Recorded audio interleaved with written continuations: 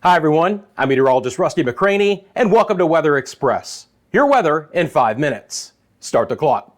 Friends, we got a big spin in the southern United States right now. It's bringing a fair amount of showers and storms and some strong to severe weather, pretty widespread through the southeast all the way up into the Ohio Valley and the mid-Atlantic states. We have another Pacific storm system, not just some rain. You can see all the lightning associated with that one. We'll start off with this broad spin. Now, this mid-level low is what came out of the northern Gulf over the last few days. It has not moved much, spinning right over the western side of the Tennessee Valley. You can see all the rain that it's developing. Fair amount of lightning as well. These storms have mainly been on the stronger side, but we do have some active severe thunderstorm warnings. The red polygons that you see are going to be those portions of the northern sides of Alabama, Georgia, into Tennessee. We've noted a few strong to severe storms back into the Carolinas. We actually had one tornado warning there just east of I-95 in North Carolina. Main threats with these storms are going to be winds of 60 miles an hour, maybe some smaller sized hail. The rain has been very heavy up and down I-95 all the way into the southeast side of Florida, where from the West Palm area back to Fort Lauderdale in Miami, again, we've had some active weather. Heavy rain, some flooding in some areas as well. When I show you the local storm reports here out of the Miami area, you're going to see this icon pop on right here. That is roadway flooding in downtown Miami earlier in the day. Now, when I go back over to the broad perspective here and I bring on the risk of severe storms for today, you'll see that it is just a 1 out of 5 on the scale here. It's a marginal risk. All of the peninsula of Florida, all of Georgia, eastern sides of Alabama, back into portions of, again, Tennessee and into South Carolina. But even farther north than that, we'll have some active weather through portions of the Midwest, the mid-Atlantic states, and even the Ohio Valley as well. The excessive rain threat is even more prominent. Green is 1 out of 4, brown is 2 out of 4, but down in South Florida, 3 out of 4 on the scale. Widespread excessive rain and flooding concerns, 2 to 3 inches widespread, but 4 to 5 inches in southeast Florida in some locations.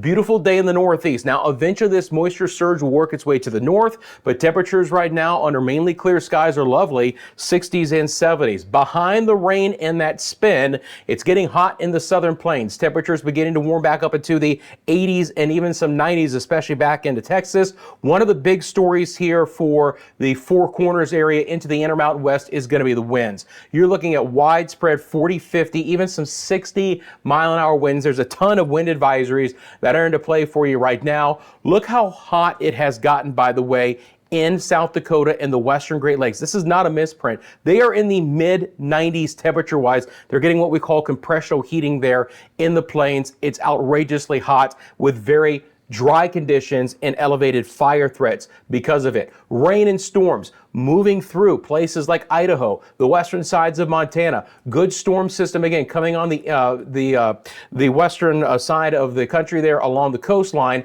All of those icons that you see, those polygons on the west coast, those are all going to be small craft advisories for all of the wind. I mentioned the dry conditions with the heat. You have red flag warnings and wind advisories for all the areas that I mentioned, the Dakotas and the western Great Lakes. A fire threat is a big concern. Then you have all of these wind advisories for, again, 40, 50, 60-mile-an-hour winds. You have the red flag warnings for the opportunity for very dry conditions. It's hot with the heat advisories in portions of Texas. And then all the green on the map in the southeast, as you would expect, is going to be for the opportunity for some flooding concerns with all the heavier rainfall. Let's get into the models. I'm going to bring up our HRRR model, our high resolution rapid refresh. How is this storm system going to evolve? It's going to spin, move into the Ohio Valley, and move right up the East Coast. We'll tap in to some moisture from the coastal Atlantic, and heavy rain will begin to break out for Washington, Baltimore, Philadelphia, on up towards Jersey, southern sides of New York, including the city, probably just missing Boston.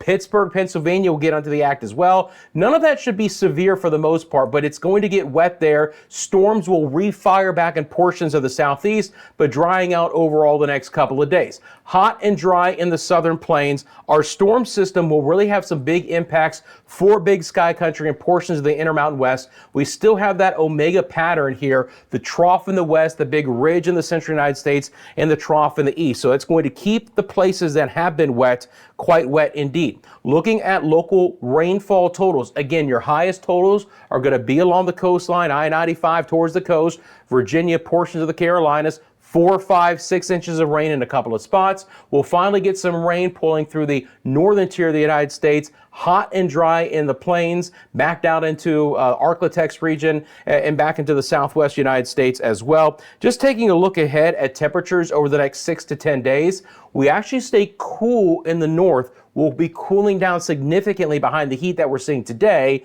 and the heat, well, it starts to build from Texas and Oklahoma back into the southeast. Friends, I'm out of time. Appreciate you making Weather Express a part of your daily routine. Thank you so much for subscribing to the channel and liking this video. It helps support the channel. Let me know in the comments section below where you're viewing from. Have a great rest of your day. I'm back tomorrow with your latest 5-minute forecast.